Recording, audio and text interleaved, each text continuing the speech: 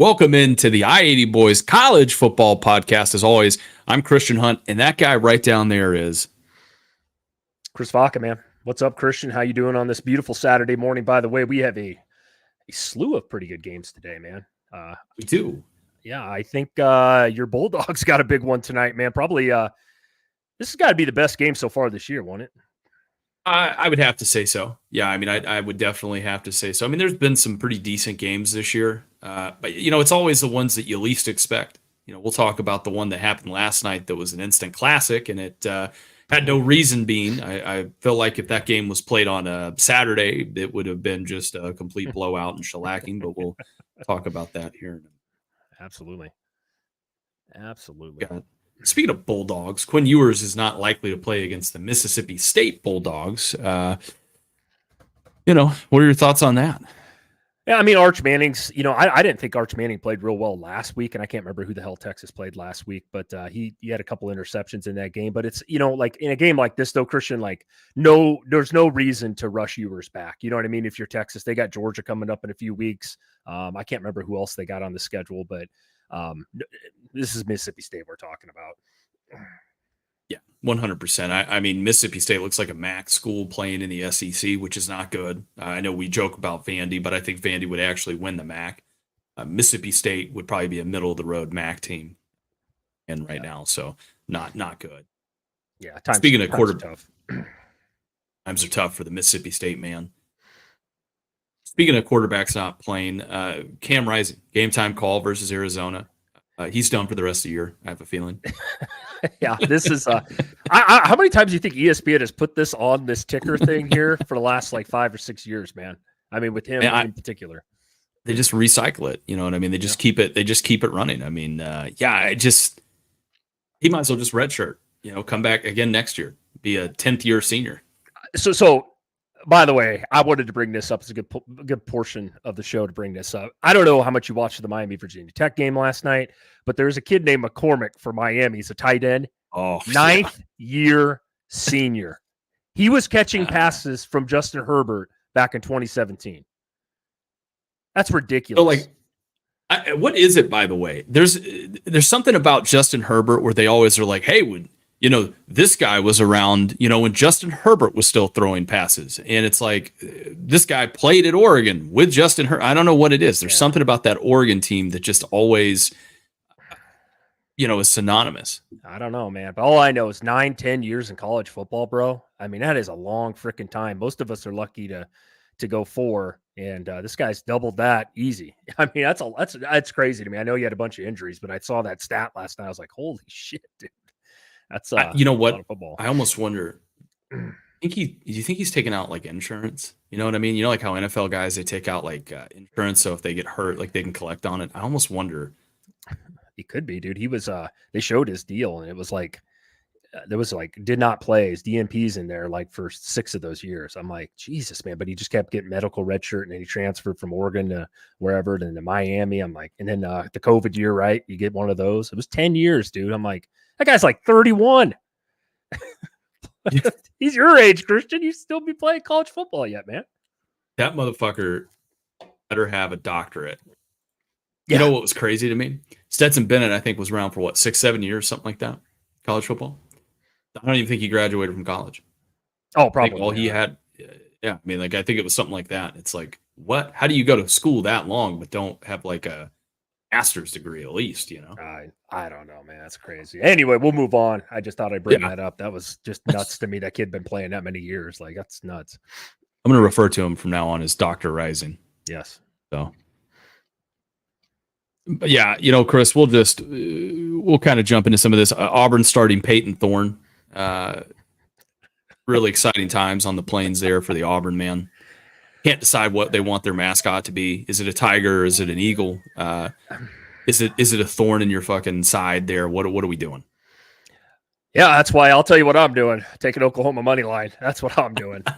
He's throwing at least 2 interceptions today. So anytime, if you guys don't know, I love myself betting against a Peyton Thorne. So that's where you'll find me today. Oh my God. Already took Oklahoma plus 2. I think it was minus 2.5. Crept down to minus 1.5. I mean, it's literally a pick'em game. I don't know what they're thinking there, but hey, it is what it is. We look at Boston College. Castellanos ruled out for this game. Kind of a big blow, I think, for Boston College, but they should beat Western Kentucky even without Castellanos. I know Western Kentucky can be a little tough, but they should win. Yeah, no, I would think so. Western Kentucky is the same team that Alabama hung 63 on at the beginning of the year. So I don't think Boston College will have any trouble in this game. But yeah, he's a good player, though. He is. I mean, he makes a lot of plays with his legs. But, like I said, I think Boston College, they're a pretty physical team. I wouldn't be too worried if I'm the Boston College man today. Yeah, Chris, I want to talk about this for a second. We'll get into some of these games that have played and everything like that. But NCAA president, talking about the NIL dysfunction. That's something that we've seen this last week. You've had a lot of guys that have redshirted / like just dropped out of their programs. It started with the Sluka kid at UNLV, and then it kind of went on to Big Bear Alexander over there at USC. So, just what general thoughts on that? I think this is one of these deals, like at small schools, especially. Like, I'm going to throw out the USC thing for just a second with Big Bear, but if UNLV's running back as well did the same thing. Mind you, UNLV is rated now in the top 25. I think they're 4-0, and if you watch the Sluka kid play, he's having a hell of a year. He looks really good. Pretty much carried them to the victory over Kansas and some of these other teams, but I think it's one of these deals now where this NIL thing needs to get figured out. I know we have talked about it before, and it's continuing to be an issue. And I hate seeing this for a smaller school like UNLV. You know what I mean? This is the first time they've been relevant in 25 years, essentially, in college football. And you hate to see a kid do this. I don't know. We're not going to know exactly what was promised to him. You can read articles and all that, but I don't know what was said behind closed doors. But it sucks because he's pulling out now. Now UNLV, without their starting running back and their all conference quarterback, what happens now? I feel sorry for those kids and those fans, but something needs to be done about this. I think we've talked about maybe they got to figure out. I know they got a cap next year on it, but they need to figure out something with the contract, what these kids are getting paid, a certain amount of days, something, Christian. I know you got maybe a better answer to that than I do.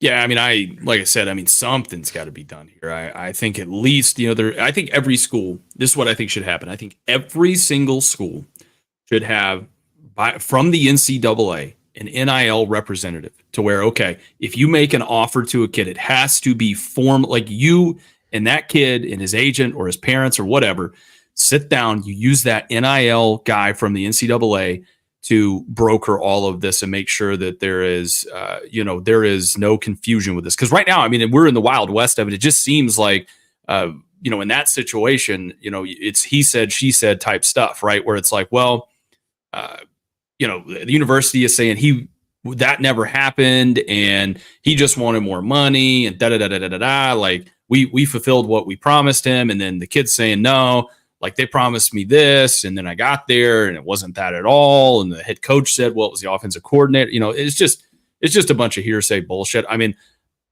If that's what happened, and like you said, we're never really going to know because there's two sides to that story. If it really is a situation where the university lied to the kid and made these promises, I don't blame him one bit for doing what he's doing. If it's the other way around where he balls out and he wants more money and he got what he was promised, okay, that's probably a bad look. The problem is you don't really know what's going on there.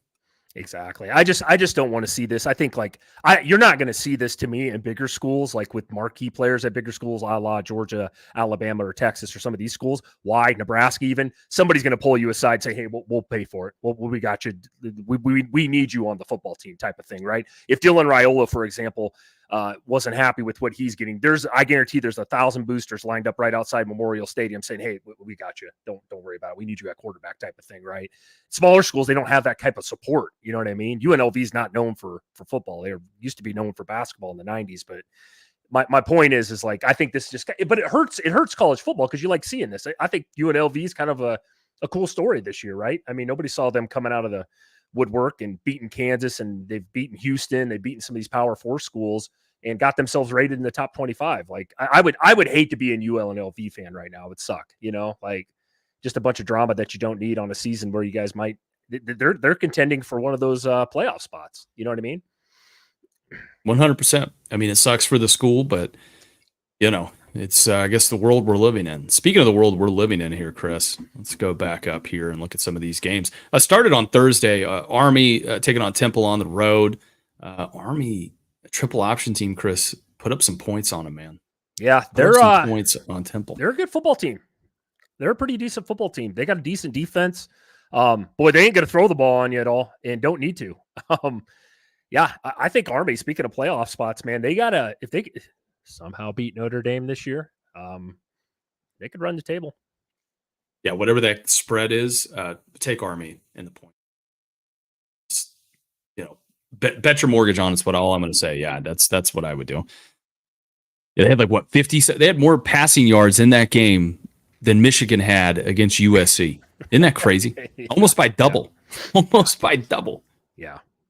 Crazy world we're living in there. But yeah, no, hats off. Temple's not a very good football team. Army is a decent group of 5 team for sure. Virginia Tech taking on Miami. Something about these Friday, Thursday games is just its craziness. We're here for it on the show, Chris. What was your thoughts?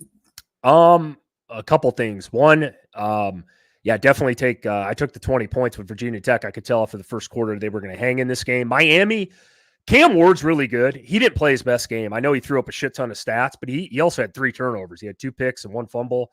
But boy, that kid is he's really good. Like he doesn't get rattled either, even after the interceptions and the kind of the boneheaded fumble that happened. But hats off to Virginia Tech. I don't know why Virginia Tech couldn't play like that against Vandy or Rutgers the week before. They actually looked way better on offense. Now, Christian, you could say maybe Miami's defense isn't for real. They definitely had some issues last night as well. But the ending of this game was nuts. I don't know if anybody saw it, but what a crazy ending to a football game. Also, Christian, I want to talk about and hear your thoughts about the fake field goal that I thought was just a boneheaded call by Brett Pry. Yeah, I mean, I thought it was really dumb because that gave them that would have gave them an opportunity to go up 30 to 17 at the time. I think the third quarter was starting to kind of wind down at that point. It changes some of the dynamics of that game. I get it, going for something like that if you're down by a touchdown. There were 20-point dogs, like Chris said, going into this game, but I mean, you're up 27-17 in that moment. I mean, you take the points. I mean, all day you take the points. I mean, because again, like you said, that would have changed the complexion of that game, right? I mean, I don't think that when Virginia Tech got the ball back, you're talking about trying to hit a 50-yard field goal or something like that compared to trying to hit a long, Hail Mary type situation. And then furthermore, the thing I didn't like was they ruled it a touchdown, just because they wanted to review it, I think. So they ruled a touchdown, and then from everything in the TV side of it, there was no, it was hard. There was no conclusive evidence. I didn't feel like to really overturn that, but they, I don't know. Like Chris, I think we were talking about it earlier, and it was like you said. I think the refs maybe have different views that they have compared to what we have, and everything like that. So. Yeah, me personally, I didn't think it was a catch. But the fact that they ruled it a catch, though, on the field, like you said, was crucial because they got to try to find evidence to support that it wasn't a catch. It's really hard to see in that what they showed us on TV, who had the ball, who didn't have the ball. If he ever had possession of the ball, it looked like there was 3 hands in there. Got one guy, he's laying on top of out of bounds. Like, how does that work? Like, that was just a weird ending. And you saw, Christian, where Miami celebrated right away. And then about 10 seconds later, the announcers are saying, well, they ruled it a touchdown. And then Virginia Tech's jumping up, and I mean, what a weird way to end the night.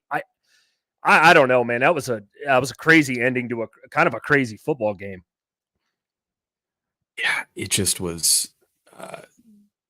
If you're a fan of either team, you're probably disgusted with this game. I would say if you're a Miami fan and you've got playoff, obviously aspirations, you're probably disgusted with that performance. I mean, the thing about Miami is, their defense, I would say, the week prior, there's something about U.S. South Florida. I don't know what it is. They just they play up to their competition, I think, and so they're a hard team to really pinpoint what they are. Yeah, no, like I said, good game last night. It sucks for Virginia Tech. That's how they got to lose. But there was also some piss poor coaching decisions actually on both sides during this game. that could have been cleaned up, and I think you would have had a different outcome there, though. But yeah, Virginia Tech now is 2-3. This is a team a lot of people thought were going to go 10-2 this year. They play like that, though. They're going to win a majority of their games. But boy, Christian, you saw them lose to Vandy, right? Week 1, which we think Vandy's probably a better team than a lot of people thought this year. But, they lost to Rutgers last week too. You know what I mean?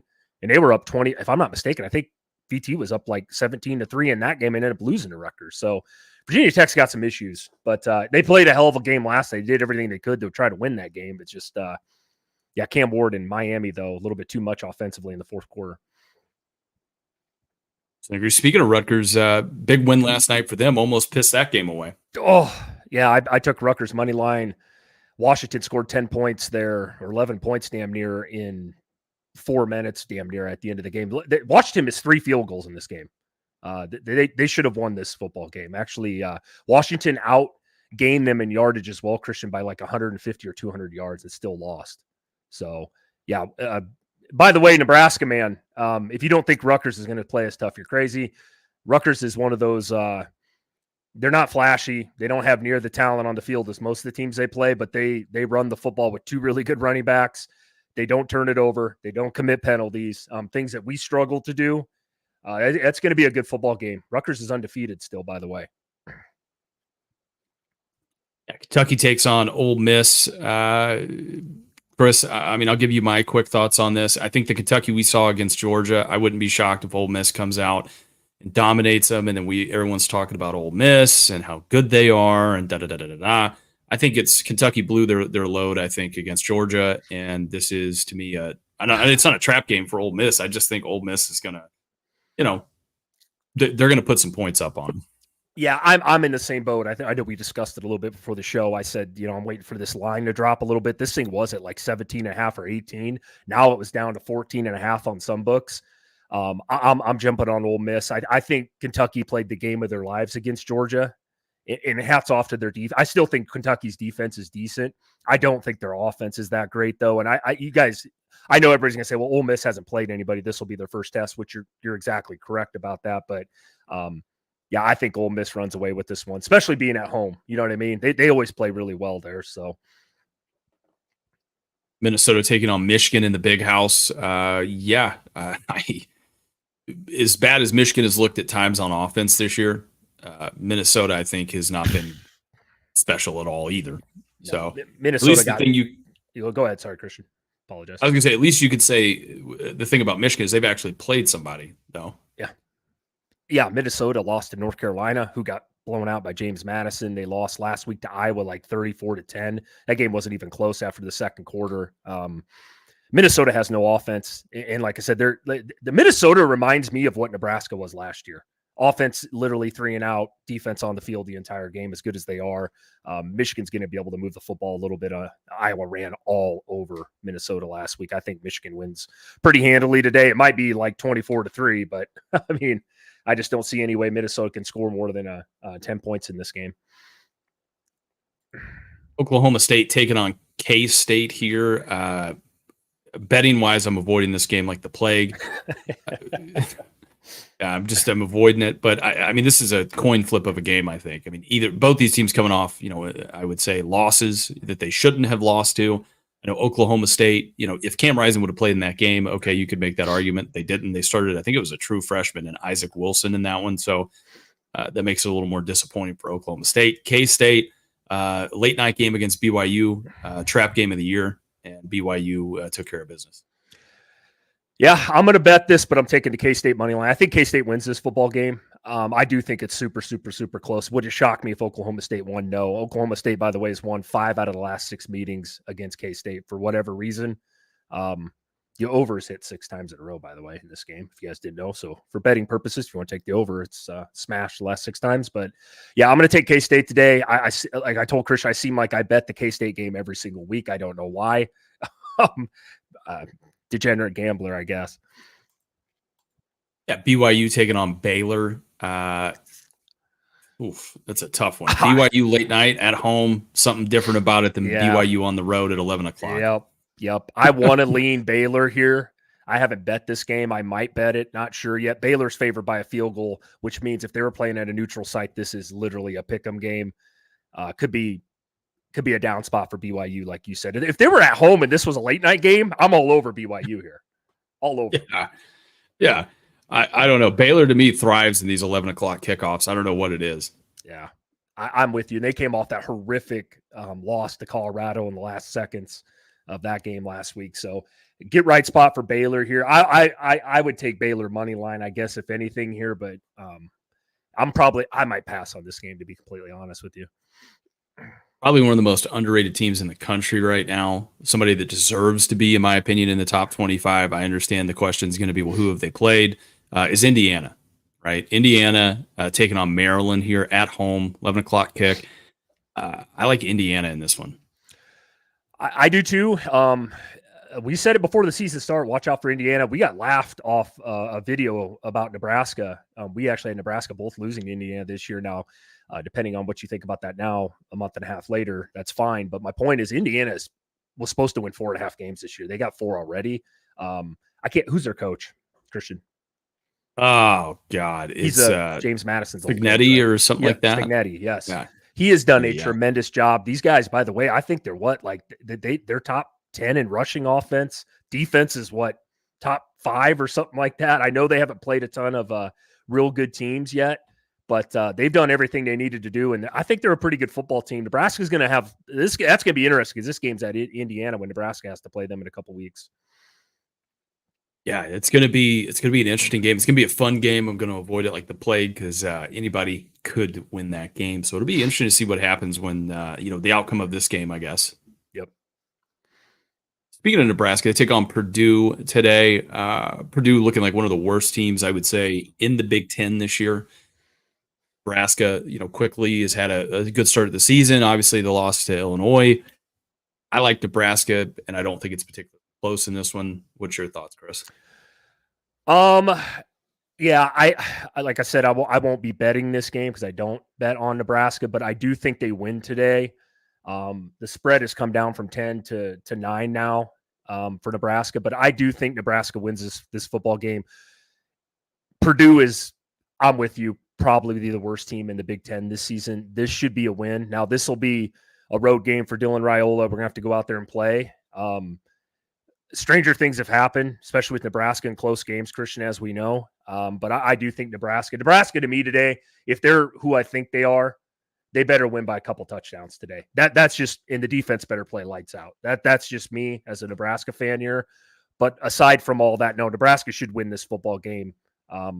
They better win this football game. If we struggle today, what's that say about the upcoming games against Rutgers and Indiana? Not going to be good. Definitely not going to be good. But I mean, you can make the argument too. Maybe they're looking ahead. I mean, you never know. You never know. So they should win pretty easily. That game's on Peacock, by the way. So be sure to be there or be square. And lame. Wisconsin taking on USC. Big get right moment here for USC. How do they respond? That they kind of laid an egg, I thought, taking on Michigan. I think USC rolls in this one. I don't think that Wisconsin has the dogs to kind of stay in this fight. No, Wisconsin's a poor man's Michigan team to me. They just, Tyler Van Dyke's done for the year. They got what's his name, Braden Locke in there. They can't throw the ball at all. They can run the ball, but not as well as past Wisconsin teams. Their defense, I do think, is okay, but USC should have won the football. I know woulda, coulda, shoulda against Michigan was the better team. I think and the fact that Wisconsin's got to travel all the way out to SoCal, yeah, give me USC by a couple touchdowns here. Louisville taking on Notre Dame. Notre Dame fans out in full force, I guess. In the comment sections, they think we're crazy because we said I think Louisville hangs in this one and wins it. Notre Dame, to me, I mean, Louisville, I know, can put up points on Notre Dame. Right. The problem is, if that happens and Notre Dame gets down, do you really believe Riley Leonard can win this game throwing the football? Not at all. Not at all. I do think this is a low scoring game because both defenses are decent, Christian, but I'm with you. If Louisville happens to get up 10 or more points, I don't know how. I mean, I'm not saying Notre Dame can't run the ball back, but I don't see a way Riley Leonard's going to carry your team to a victory being down by a couple scores. I don't. I'm with you on that. I like Louisville in the points here. I know there's not a lot of people on that. A lot of people think Notre Dame's going to roll today. We saw that in the comment section, but I think there's an outside chance that Louisville does win this game as well. I believe they beat them last year. I know that was 2023, but I'm on Louisville here. I guess we'll find out. This will be Louisville's toughest game by far this season, though, by far. 100%. Oklahoma taking on Auburn, coin flip of a game. It's for betting purposes. I mean, this is a really close game, but I don't see it. I think Oklahoma rolls Auburn. It's a 2:30 kick. I mean, if this was a night game, okay, yeah, I'd probably lean Auburn in it. But the fact it's a 2:30 kickoff, Oklahoma coming off that disappointing game against Tennessee. Come on, man. Yeah, I don't know why, like, a majority of betting public's on Auburn here. I find that strange. I know the defense is okay, but Auburn has lost to Cal, Arkansas, some of these teams, Oklahoma, who I'm not even that high on. I think they win today. If they prove me anything, it's that backup quarterback can run the football really well. The defense at Oklahoma, I think, is actually pretty damn good. They did a good job with Tennessee, the highest scoring offense in the country outside of Ole Miss. I must be missing something here, and this is what I don't like about betting this, because it's like, to me, this looks so one-sided that Oklahoma should be favored by like a touchdown, and it's a money line pick. But I'm on Oklahoma here. 100% agree. Arkansas taking on Texas A&M. As good as A&M's defense has played this year, I feel like Arkansas's offense has put up some points, and they've just been – Arkansas to me is a really weird team, where it's like they have flashes of something great there, and then it just fizzles away. Yeah, they're a Big 12 team to me. They can put up points, but then you can't trust their defense. You can't trust a 14 to 20 point lead with them. I'm with you on Arkansas. I will stay away from this game.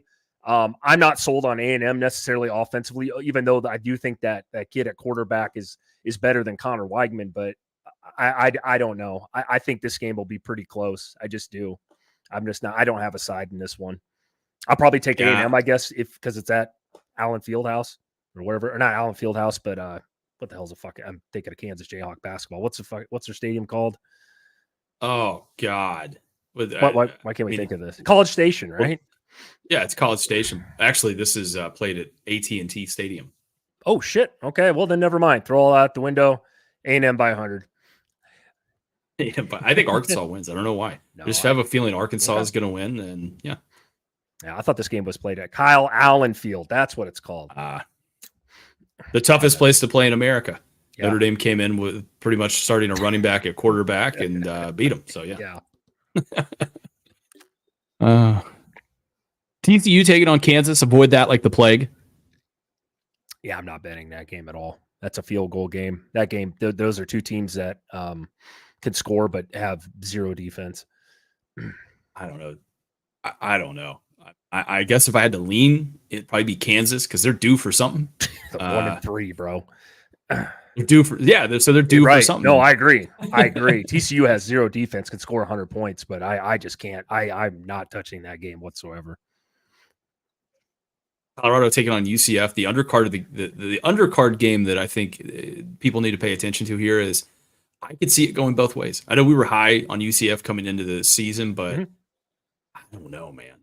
Colorado, they were at one point, I think, plus 15.5 is where I got them at. Yeah. I think it's a close game. I think UCF wins it, though. Yeah, I'm basically on board with you here. I do think a lot of points will be scored in this game. I think Central Florida is definitely the better team, though.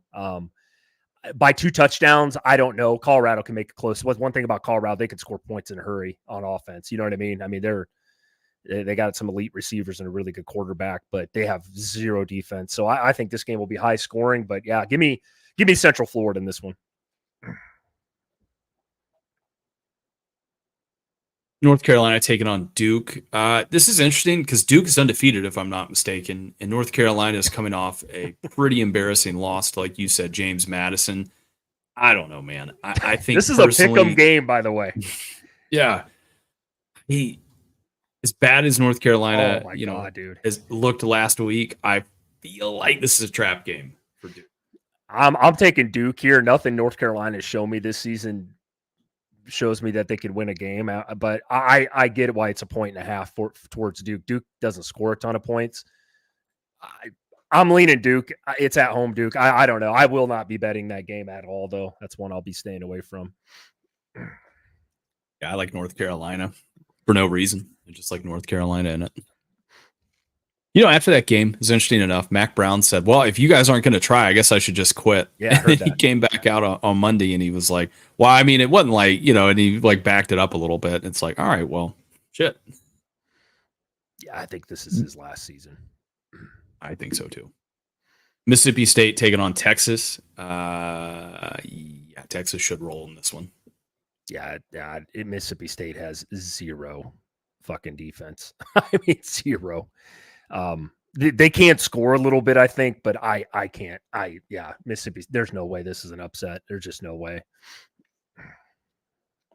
Stanford's going to be taking on Clemson. Clemson coming off that shellacking of NC State. Stanford, you know, coming off an upset victory, I would just say, of Syracuse. So different beast though, taking on Clemson. I would say here. I think it'll be close for about a half, and then I think Clemson will pour it on them. Yeah, I think Clemson, whatever happened against Georgia after that week, has now come out offensively. And I saw a stat the other day with Cade Klubnik, who I harp on all the time. The last 12 or 13 possessions for Clemson, they've scored touchdowns. Seriously. Like, they've been moving the football. I don't know if something started to click, but they're playing pretty good football right now. Clemson looking like them and Miami, definitely the best teams in the ACC. Iowa State taking on Houston. I don't know.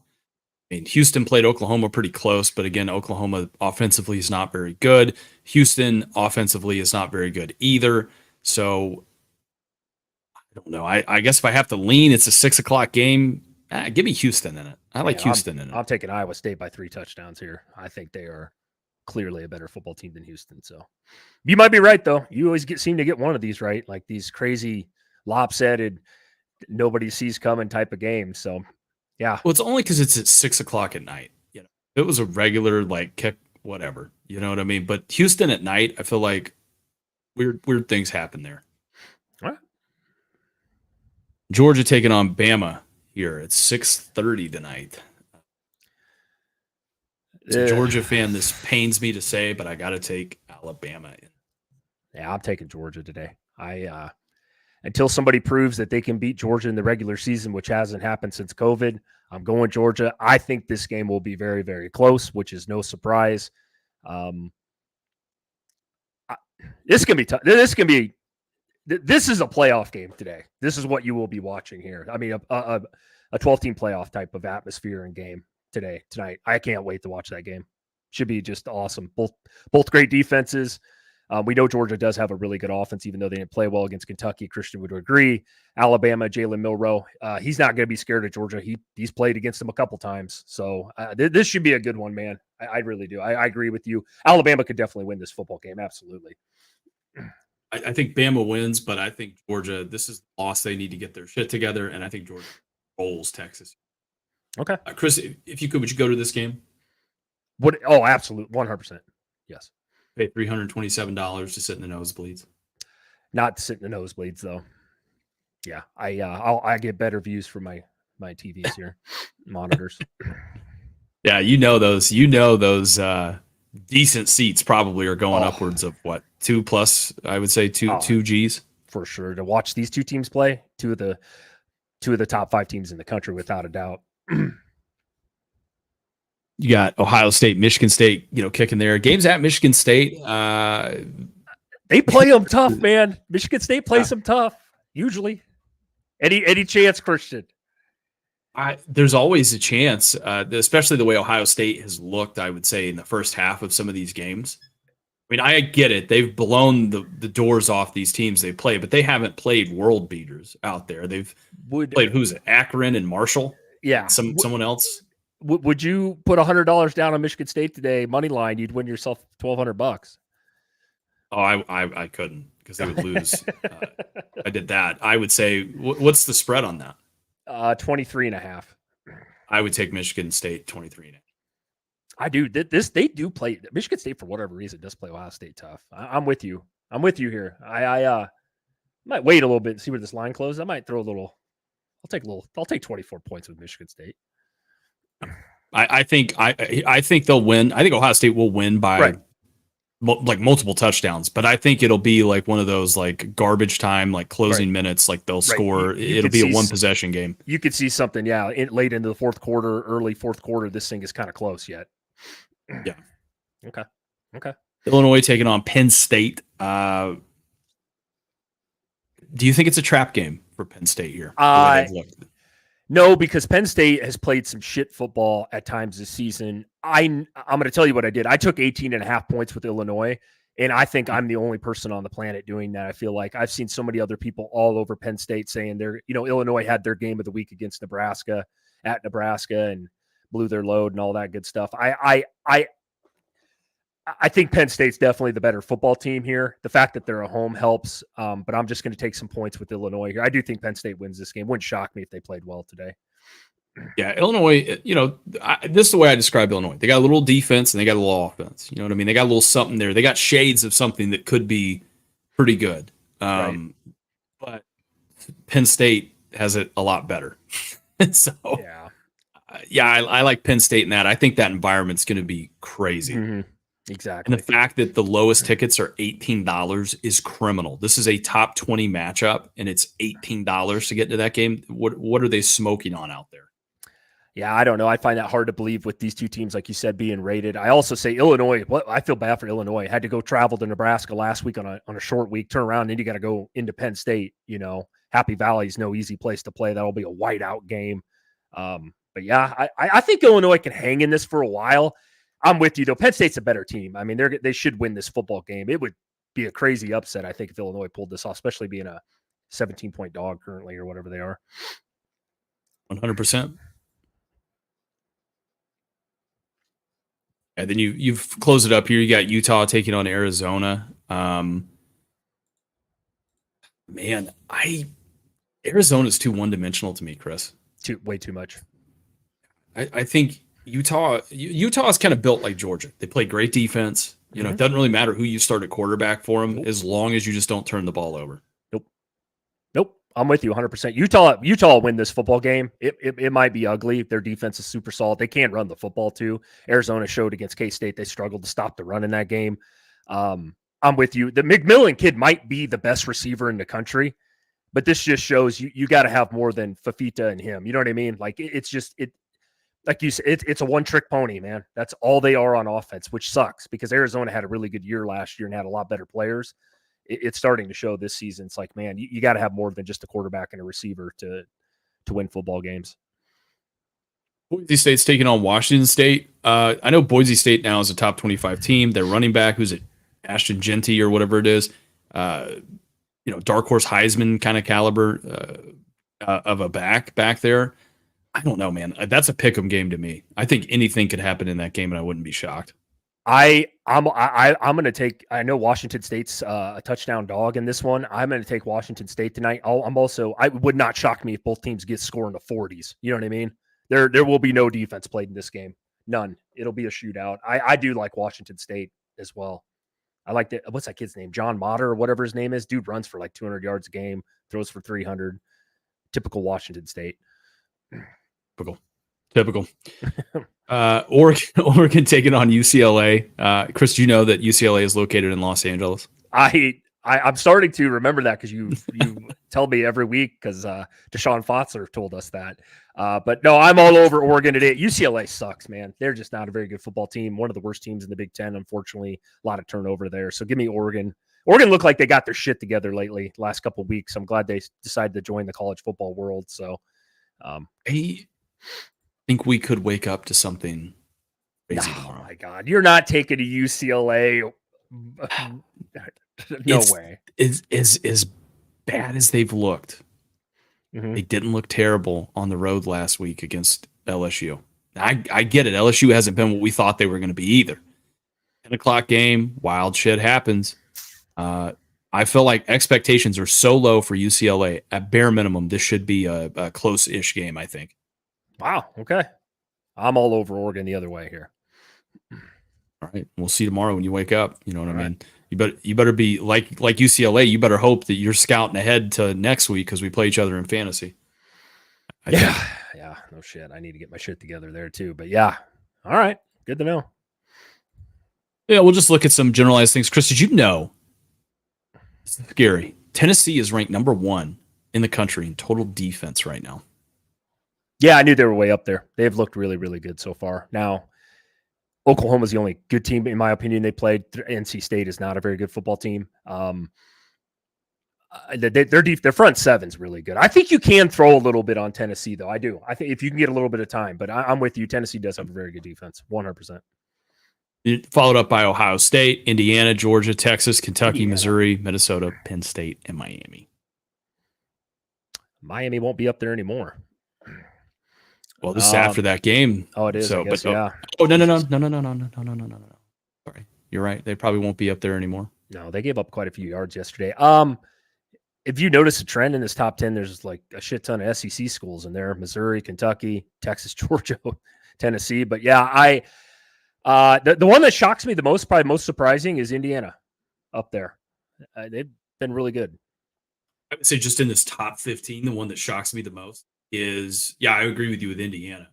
Washington. Mm-hmm. You know how bad Washington was last year. I mean, I think they were ranked like 90th in defense.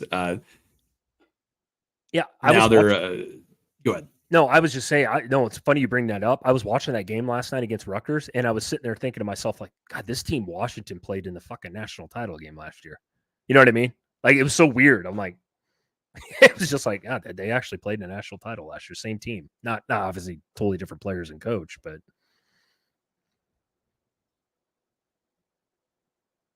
They showed up to the national championship game. Did they play in it? Yeah, they did for about a half, and then that was pretty much the end of that. When it was 28-7. Georgia finally figured out they could just win the game, 60-62 or whatever the hell it was to 7. Yeah, eating chicken wings on the sidelines. Take a look here.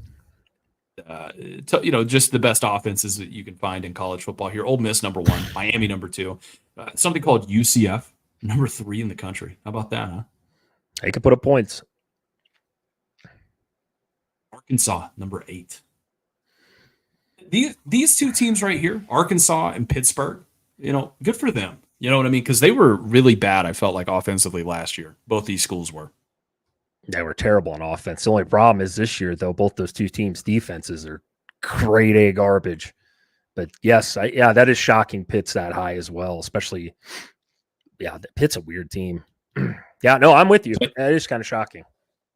They're playing that West Coast defense. You know what I mean? Where you don't need a defense. You could just literally go on air out there, make it a 7-on-7 clinic, and just play offense. Absolutely. Indiana, right outside, sitting there at number 11. Defense. I'm telling you, man, people need to give Indiana their roses. Yeah, they've been playing well.